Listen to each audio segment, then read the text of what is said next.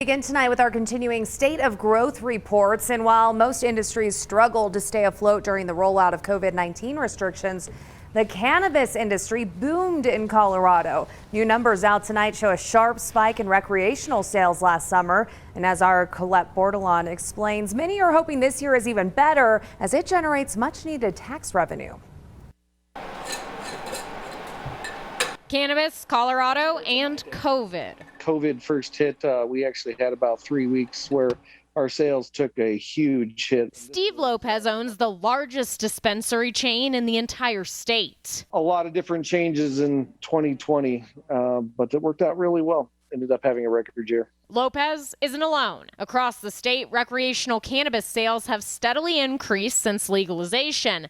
But then in the summer of 2020, a very sharp increase, while medical sales stayed relatively stable. The numbers of recreational users, it just boomed. But I think anytime you have a major crisis like that has such an impact on people's lives, the things that they use to cope always go up in sales, and cannabis was one of those. Bridget Surratt uses cannabis-based medicine for her autoimmune diseases. With medical cannabis, the numbers are always going to stay stable because you're using it therapeutically, and that need does not decline. But she chose not to be on the registry for medical patients. My husband has to pass background checks, and we couldn't risk that. There are only 3 recreational shops in El Paso County which have 1% of sales tax collected on them.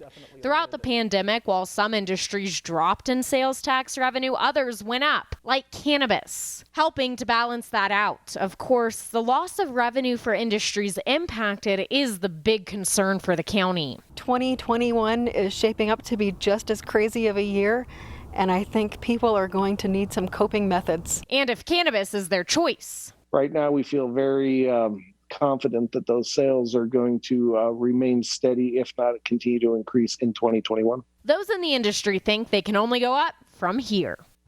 Colette Bordelon reporting, and the Colorado Bureau of Investigations also released their crime stats for last year, too. In the city of Pueblo, almost 10% of drug seizures were marijuana or hash, and in the Springs, just over 10%. Now, the real big one to watch for drug seizures wide in southern Colorado, stimulants like meth.